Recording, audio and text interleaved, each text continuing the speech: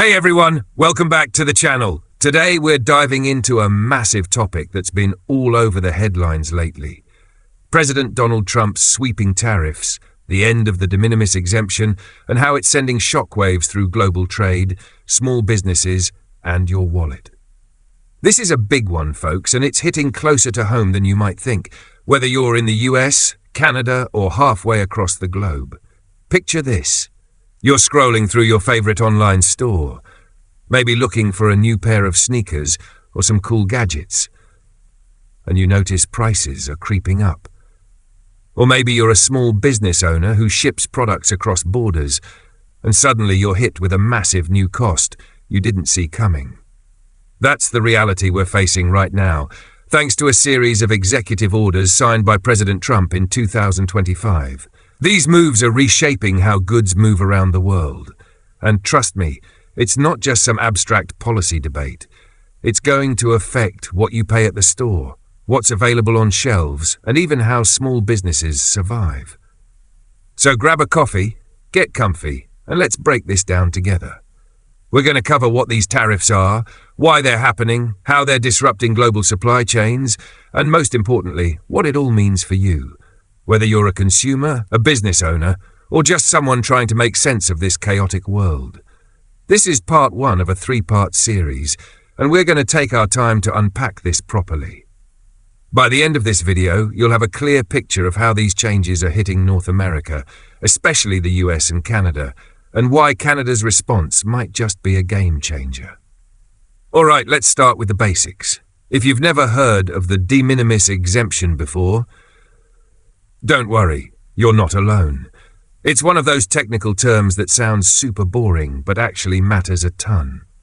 In simple terms, the de minimis exemption was a rule that allowed packages valued at $800 or less to enter the United States without paying any tariffs or duties. Think of it like a free pass for low-value shipments, stuff like clothes, electronics, or even small gifts you might order from overseas. This rule has been around since 1938, but it got a big boost in 2015 when the threshold was raised from $200 to $800 to help small businesses and e-commerce grow. This exemption was a lifeline for a lot of people. For online shoppers, it meant cheaper prices on stuff from places like Shein or Temu. For small businesses, especially in places like Canada, Europe, or Asia, it made shipping to the US affordable and competitive. In 2024 alone, over 1.36 billion packages entered the US under this exemption. That's about 4 million packages a day, according to US Customs and Border Protection. That's a staggering number, right? It's no wonder this rule was a big deal for global trade. But here's where things get spicy. On July 31st, 2025, President Trump signed Executive Order 14,324, which completely abolished the de minimis exemption for all countries, effective August 29th, 2025. Poof! Just like that, the free pass was gone. Now, every package coming into the US, no matter how small, is subject to country-specific tariff rates, ranging from 10% to 50%. For some countries like China, Brazil, or India, that could mean flat fees of $80, $160, or even $200 per package during a 6-month transition period. After that, it's full-on ad valorem duties, which means the tax is based on the value of the goods. Why did Trump do this? The White House says it's all about protecting American industries and cracking down on dangerous goods, especially fentanyl. They argue that the de minimis exemption was being abused by shippers, particularly from China, who were sneaking in illicit drugs, counterfeit goods, and other shady stuff in these low-value packages. According to the Department of Homeland Security, 90% of cargo seizures in 2024 were de minimis shipments, including 98% of narcotics seizures and 97% of intellectual property violations. That's a big deal when you're talking about a drug like fentanyl, which has fueled a public health crisis in the US. But here's the flip side. While the goal was to secure America, the immediate impact was chaos.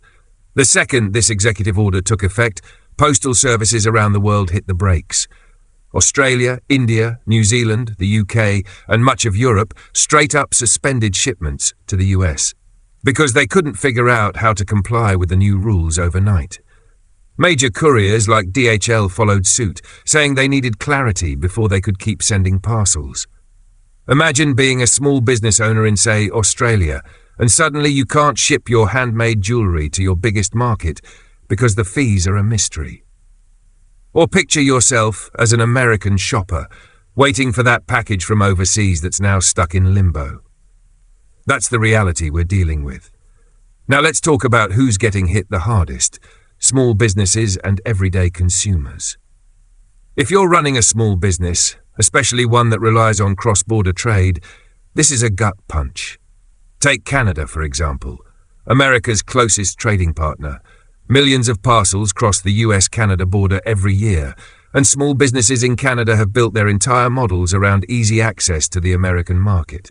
With the de minimis exemption gone, those businesses are now staring down a 35% tariff on most goods, thanks to the non-USMCA rate set in August 2025.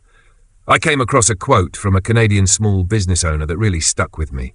They said, "The vast majority of my customer base is in the US. I can't pass this on to my customers, so as of last night I've had to close my store completely."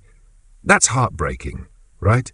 Imagine pouring your heart into a business, maybe selling handmade crafts or niche products, and then having to shut it down because the costs are suddenly too high.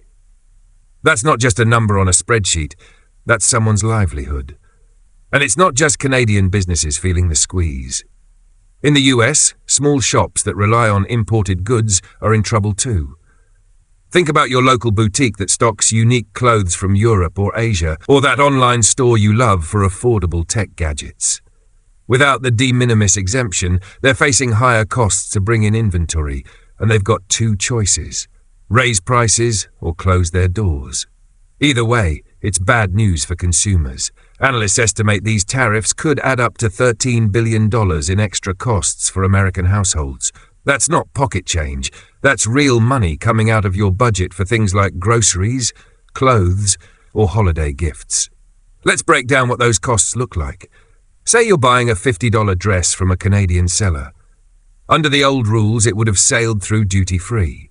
Now, with a 35% tariff, you're looking at an extra $17.50 in duties. Or, if you're ordering something from China, where tariffs are even higher, a $100 gadget could come with a $200 flat fee during the transition period. Those costs add up fast, especially if you're someone who shops online a lot. And for businesses, multiply that by thousands of packages, and you can see why some are hitting pause on shipping to the US altogether.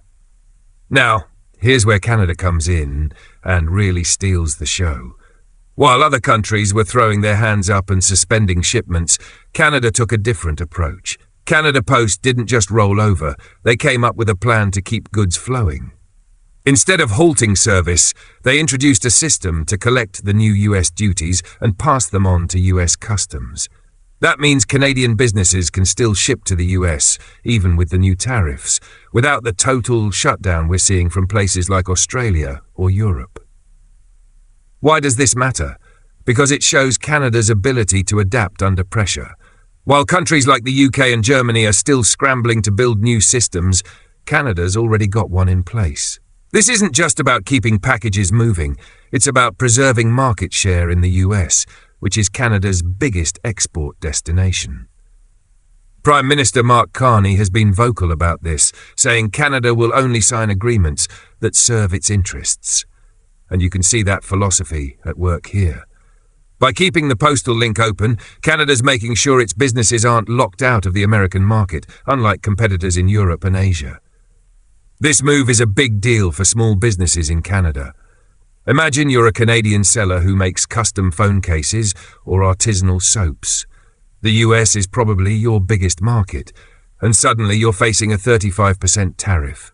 That's rough, no question, but because Canada Post is handling the duties, you can still ship your products without worrying about them getting stuck at the border.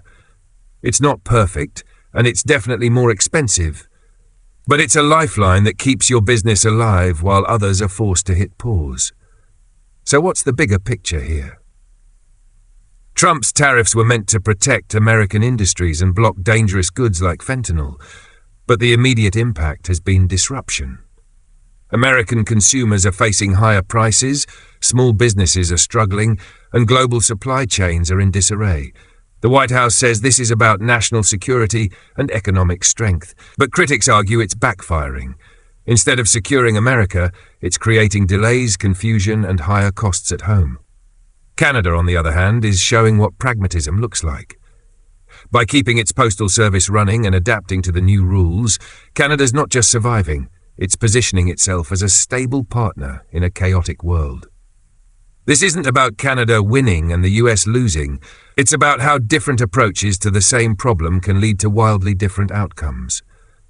While Trump's policy is all about bold, aggressive moves, Canada's response is measured and strategic, focusing on keeping commerce moving. Let's zoom out for a second. These tariffs aren't happening in a vacuum. They're part of a broader trade war that's been escalating since Trump took office in January 2025.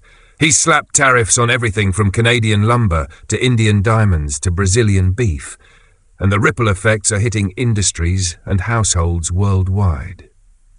In the next part of this series, we'll dive deeper into how these tariffs are affecting specific industries, like beef and lumber, and what it means for the average person's grocery bill or home building costs. We'll also look at how Canada's navigating this storm and what lessons other countries might learn from it.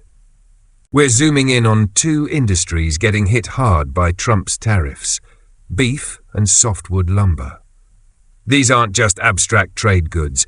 They're the stuff of your grocery bills, your backyard barbecues, and your dream home. We're going to unpack why beef prices are at record highs, how lumber tariffs are making it tougher to build a house, and how Canada's navigating this trade storm to come out stronger. Plus, we'll look at what this means for you, whether you're grilling burgers or saving up for a new place. This is a long one, folks, so grab a snack, get comfy, and let's dive in. Let's start with beef, because this one's hitting Americans right in the stomach.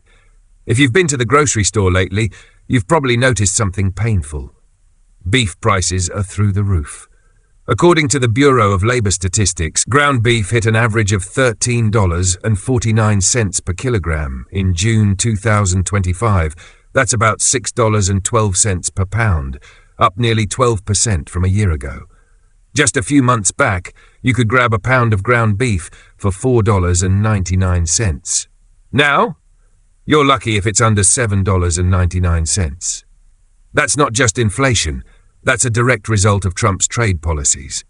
Here's the deal. In August 2025, President Trump slapped a 50% tariff on beef imports from Brazil, the largest foreign supplier of beef to the US. Before this tariff, Brazil was a big player, accounting for 21% to 27% of America's beef imports.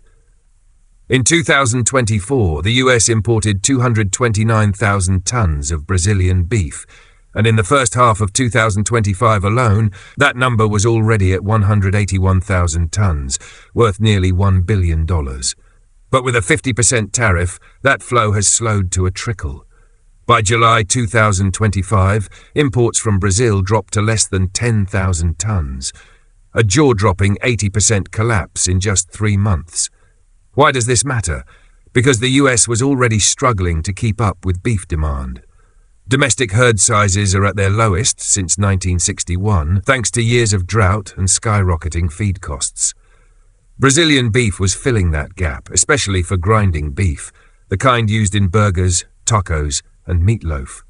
Without it, the US is losing an estimated 400,000 tons of beef annually, which is about 4 to 5% of total domestic consumption. That's a $1 billion to $1.3 billion hole in the market, and it's driving wholesale beef prices up by 21% since January, according to USDA data. Retail prices for cuts like steaks and roasts are up 8 to 12% over the past year. So, what's the real-world impact? Let's say you're planning a barbecue for the family. A year ago, you might have spent $20 on ground beef for a dozen burgers. Now, you're looking at closer to $30 for the same amount. That's money coming out of your budget for other things like sides or dessert. And it's not just households feeling the pinch. Fast food chains, meat packers, and grocery stores are all grappling with higher costs. Some restaurants are shrinking portion sizes. Ever notice your burger patty looking a little thinner, while others are hiking menu prices? Either way, it's the consumer, you and me, who ends up paying more. But here's where it gets interesting. Brazil isn't just sitting there taking the hit. They filed a formal complaint with the World Trade Organization, arguing that the 50% tariff violates international trade rules. And while that plays out, Brazil's looking for new markets. Guess who's stepping up? Canada. In late 2024, Canada reopened its market to Brazilian beef, and imports were already worth $39 million in 2023, with a 44% jump in the first quarter of 2025. Brazil's also reviving trade talks with Canada through Mercosur, which could mean even more beef heading north instead of south. What does this mean for the US? A tighter supply of affordable beef, higher prices at the store, and billions in added costs across the supply chain. Importers are turning to pricier options like Australia or Argentina, but those countries can't fully replace Brazil's volume. Meanwhile, Canada's seizing the moment to diversify its supply and present itself as a reliable partner, while the US looks unpredictable.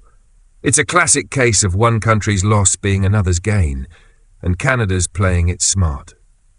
Now let's shift gears to softwood lumber, because this one's hitting another big part of your life: housing. If you've ever dreamed of building your own home, or even just renovating, you're about to feel the sting of Trump's tariffs in a big way. In August 2025, the White House doubled duties on Canadian softwood lumber, bringing the total rate to 35.19%.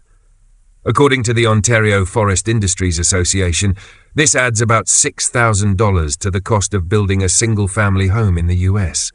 That's not a small number, especially for middle-class families or communities rebuilding after disasters like wildfires or hurricanes. Why is this happening? Softwood lumber, think the wood used for framing houses, has been a sore spot in US-Canada trade for decades.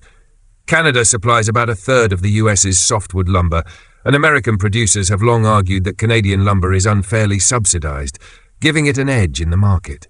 Trump's tariffs are meant to level the playing field and boost US lumber companies. But here's the catch. The US doesn't produce enough lumber domestically to meet demand, especially with housing construction still recovering from post-pandemic supply chain issues. So when you slap a 35% tariff on Canadian lumber, you're not just sticking it to Canada, you're making it harder for Americans to afford homes. Let's put this in perspective. Say you're building a 2,000 square foot home. That $6,000 extra cost from lumber tariffs is like adding a fancy new appliance to your budget, except you don't get anything shiny for it, just the same old wood at a higher price. For developers building entire neighborhoods, those costs multiply fast, and they're passing them on to buyers. That's why home prices are creeping up, and why some analysts are warning that these tariffs could make home ownership even less attainable for the middle class. But Canada's not sitting still. Just days before the US announced the new lumber tariffs, Prime Minister Mark Carney's government rolled out a $1.2 billion support package for the Canadian lumber industry. That includes $700 million in loan guarantees to keep mills running and $500 million to help companies diversify into new markets like Europe and Asia.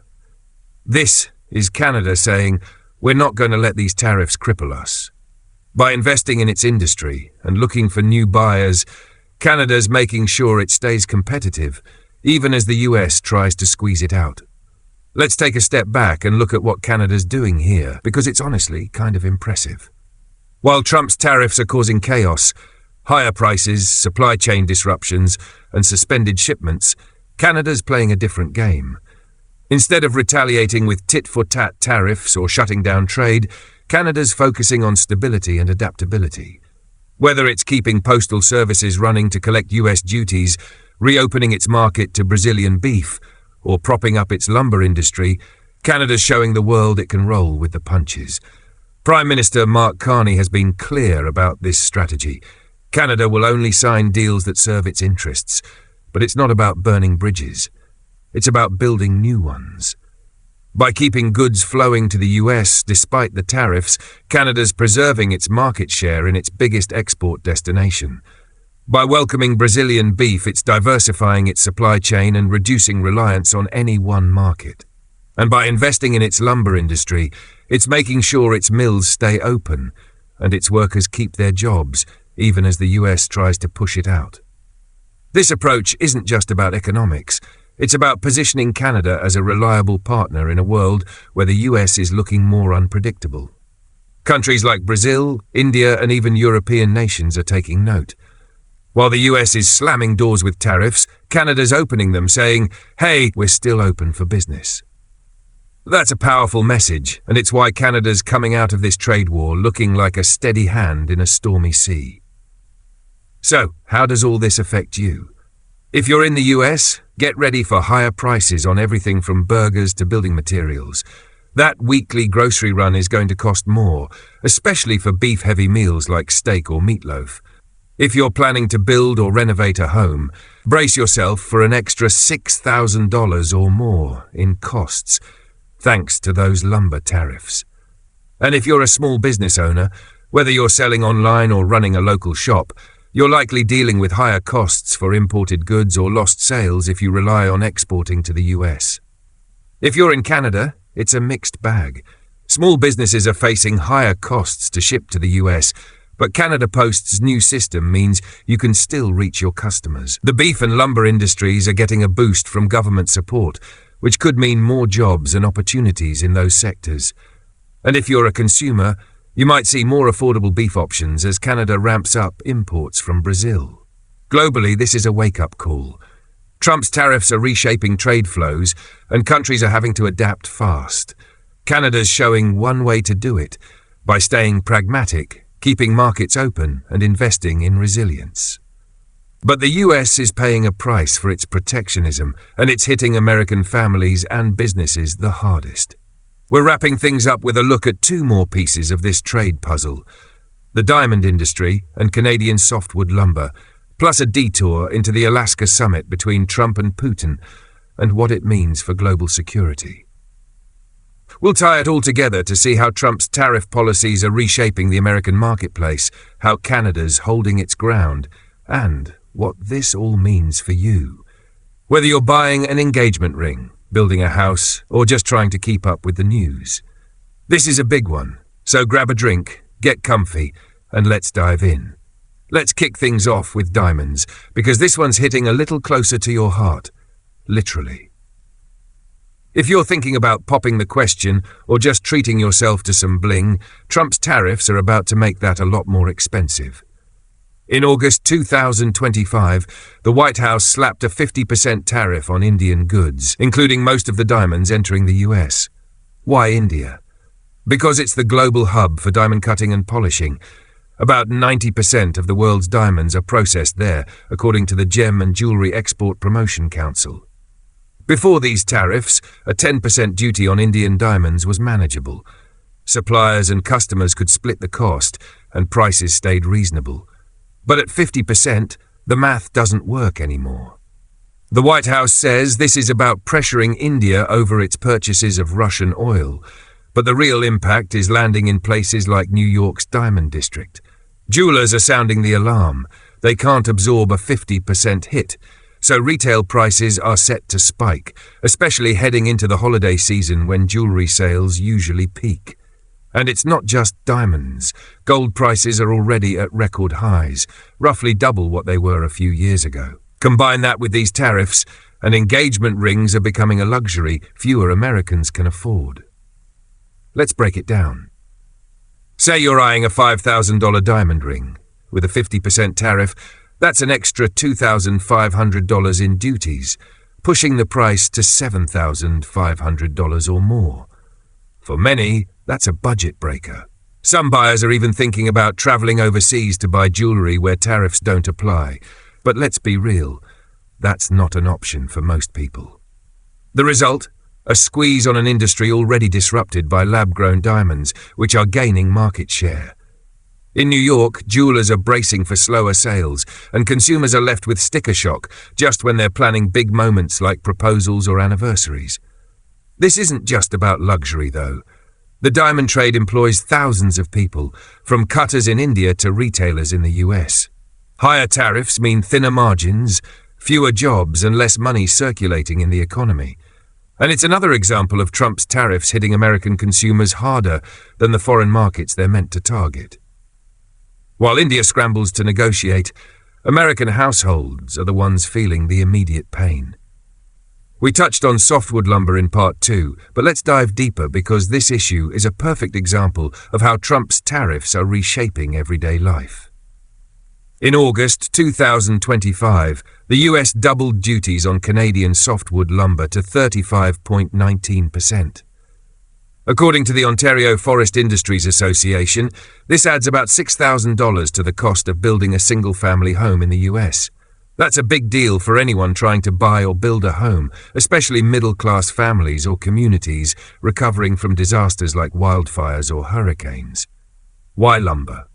It's a long-standing trade dispute.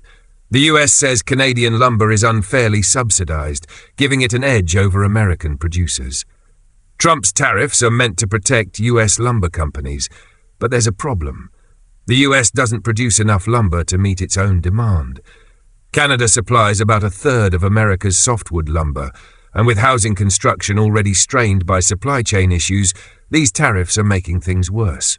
That $6,000 extra cost per home isn't just a number, it's a barrier to home ownership for many Americans. Imagine you're a young couple saving for your first house.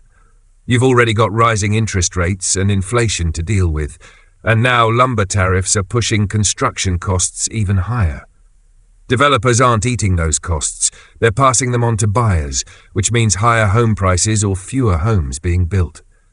And for communities rebuilding after natural disasters, this is a double blow. Every dollar added to construction costs is a dollar less for recovery, but Canada's not backing down. Prime Minister Mark Carney's government unveiled a $1.2 billion support package for the lumber industry, including $700 million in loan guarantees to keep mills running and $500 million to diversify markets in Europe and Asia. This is Canada saying, we're not going to let these tariffs break us. By investing in its industry and looking for new buyers, Canada's making sure it stays competitive, even as the US tries to squeeze it out. It's a smart move that keeps jobs in Canada and shows the world that Canada's a reliable partner, even in tough times. Now, let's pivot to something that might seem unrelated but ties into the bigger picture. The Alaska summit between Trump and Vladimir Putin in 2025. This meeting was billed as a chance for Trump to deliver peace in Ukraine, but it ended up being more about political theater than real results. And it's a great example of how Trump's approach, whether in trade or foreign policy, relies on bold moves that don't always deliver. Picture this: Trump and Putin shaking hands in Anchorage, with Putin talking about Russian-American history and World War II bonds, while Trump pushes for a ceasefire in Ukraine. The optics were strong, but the substance? Not so much. No ceasefire, no sanctions, no concrete agreement. Putin walked away with what he wanted: a global stage, a photo op with the US president, and no new penalties for Russia's war in Ukraine. Trump, meanwhile, left with vague promises of more talks and a hint at freezing the front lines in exchange for territorial concessions, something Ukraine and its allies flatly reject. Analysts were quick to point out the gap between appearance and reality. One commentator said, Trump did not lose, but Putin clearly won. Putin got the red carpet treatment and state TV coverage in Russia, while Trump's tired appearance and lack of clear wins drew criticism at home. US media focused on his vague messaging, while critics argued he let Putin off the hook by not setting firm red lines. Europe wasn't having it. Ukrainian President Volodymyr Zelensky arrived in Washington shortly after, backed by a heavyweight crew: the NATO Secretary General, the European Commission President, and leaders from the UK, France, Germany, Italy, and Finland. Their message was clear: No deal that forces Ukraine to give up land, and any peace must include ironclad security guarantees, like NATO's Article 5. Canada's Prime Minister Mark Carney echoed this, saying, "Robust and credible security guarantees are essential to any just and lasting peace between Russia and Ukraine." It was a careful but firm stance, avoiding direct clashes with Trump while reinforcing Canada's commitment to stability. This summit shows how Trump's tariff playbook, big, bold moves with unclear outcomes, is spilling over into geopolitics. Just like his tariffs are disrupting trade with higher prices and supply chain chaos, his approach in Anchorage left allies frustrated and Putin emboldened. Canada, Europe, and Ukraine are pushing for long-term solutions, while Trump seems focused on short-term wins that don't always materialize. So what's the big takeaway here? Trump's tariffs, whether on diamonds, lumber, beef, or the de minimis exemption, are part of a broader strategy to flex America's muscle. The White House says it's about protecting U.S. industries, curbing dangerous goods, and securing better trade deals. But the reality? Higher prices for American consumers, struggling small businesses, and disrupted supply chains. The Yale Budget Lab projects that the 2025 tariff package could add thousands of dollars to the average household's annual expenses. That's real money coming out of your pocket for groceries, homes, or even that engagement ring. Canada, meanwhile, is playing a different game. Under Mark Carney, it's focusing on resilience and pragmatism. From keeping postal services running to collecting U.S. duties to supporting its lumber industry to welcoming Brazilian beef, Canada's adapting to the chaos and positioning itself as a stable partner. While the U.S. slams doors with tariffs, Canada's opening them, building new trade channels with countries like Brazil and strengthening ties with Europe and Asia. It's a stark contrast. Trump's aggressive protectionism versus Canada's measured strategic approach. This isn't just about trade, it's about trust.